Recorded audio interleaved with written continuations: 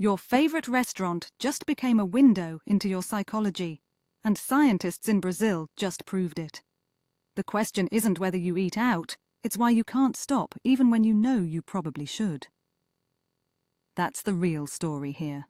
For decades, we've treated eating outside the home like it's a simple transaction. You're hungry, you leave, you buy food, done. But your brain isn't wired that way at all. There are at least 5 separate psychological and economic forces pushing you out that door every single time. And until now, nobody had actually measured all of them together in one place. So here's what I want to know. What would you change about your eating habits if you actually understood what was driving them? Let's set the scene. Over the past 20 years, eating outside the home has exploded globally. It's not a luxury anymore. It's part of how most urban people actually live. In Brazil, like everywhere else, out-of-home food consumption is now tied directly to diet quality, weight, and public health outcomes. The problem is that science has been studying this stuff piecemeal. Someone would study convenience. Someone else would study social pressure. Another team would look at money. But nobody had built a single comprehensive tool that could measure all the actual reasons people eat out, the way they interact, and what that says about health on a population level. That gap in the science is exactly what these researchers decided to fill. A team at the Federal University of Santa Maria in Brazil, led by Lopes and Pegoraro, spent years developing something they called the scale of determinant factors in out-of-home food consumption. It's as unglamorous as the name sounds, but it represents something genuinely new. These weren't casual researchers throwing together a quick survey. This was rigorous, peer-reviewed, published in BMC Public Health in June of 2026. The kind of work that quietly shapes how public health officials think about diet and behavior. Here's what they actually did. They took 426 Brazilian adults who reported eating outside the home at least once a week, basically normal people living normal lives. They gave them a detailed online survey. Then they used something called partial least squares structural equation modeling. Think of it like this. Imagine you're building a map of why someone gets on a plane. Money matters, time matters, fear matters, excitement matters, where they're going matters. A regular survey just asks about each one separately. This statistical approach lets you see how all those factors connect, which ones drive the decision most, and how they interact with each other. They ran 5,000 simulations to make sure the patterns held up. That's not lazy science. What they found was genuinely interesting, and it's worth taking one by one. The scale broke down into 5 separate dimensions. First, economic aspects. How much does money control your decision to eat out? Some people are price sensitive, others barely notice the cost. Second, convenience. This is huge. Can you get food fast? Is it near you? Does it fit your schedule? For a parent juggling 3 jobs and 2 kids, convenience isn't a minor factor, it's the difference between eating and not eating at all. Third, habits and personal preferences. How much of this is just what you've always done? You pass the same restaurant every day. You order the same thing. It's automatic. Fourth, social and experiential aspects. You're not always eating alone.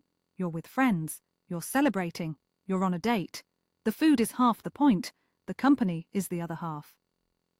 Fifth, perceived food quality.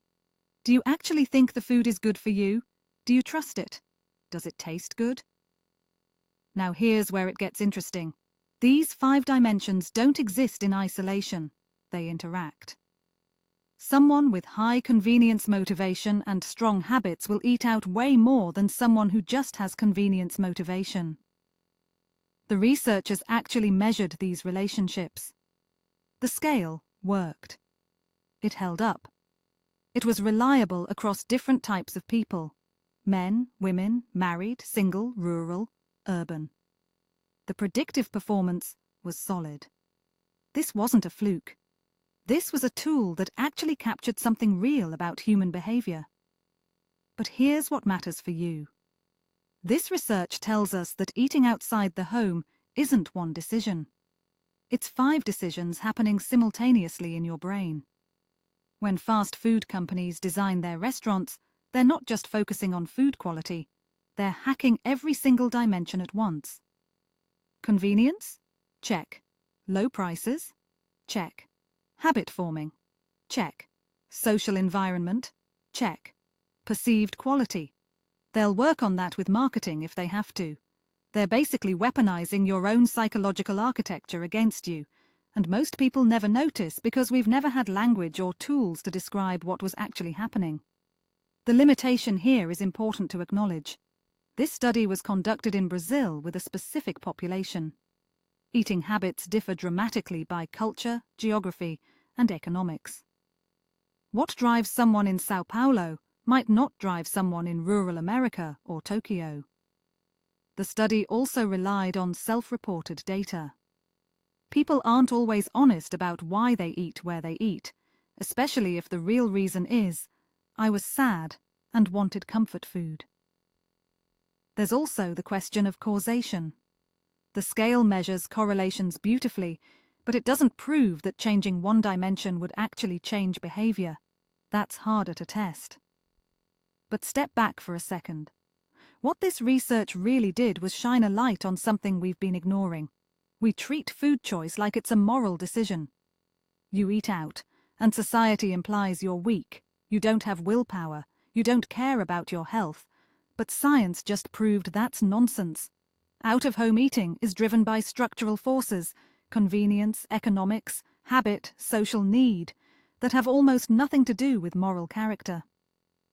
If you want to actually change eating patterns on a population level, you can't shame people. You have to redesign the 5 dimensions. Make healthy food more convenient. Make it cheaper. Make it habitual. Make it social. Make people actually believe it's good. That's radical because it shifts responsibility away from individuals and towards systems. And systems is where real change actually happens. Public health officials in Brazil can now use this tool to understand which dimensions matter most in different communities and design interventions that actually work. Maybe in one neighborhood it's all about convenience, so you put a healthy restaurant on every corner. Maybe in another it's about price, so you subsidize fresh food. Maybe it's about habit and trust, so you run a long-term community program. This tool lets you measure the problem precisely and target the solution. Here's the thing nobody talks about. We've been eating out more for 20 years, and public health outcomes have gotten worse. This study suggests the reason might not be food itself.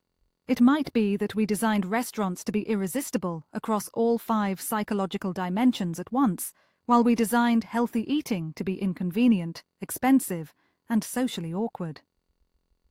The researchers didn't come right out and say that. But the data's sitting right there. So the real takeaway is this. You're not choosing to eat out because you're weak. You're choosing it because multiple sophisticated forces have aligned to make it the easiest, fastest, cheapest, most rewarding thing you can do. And now we have a tool to measure exactly which forces are pushing hardest. The question becomes, can we redesign the system so the easiest choice is also the healthiest one? Turns out, scientists have been busy, and they're not done yet.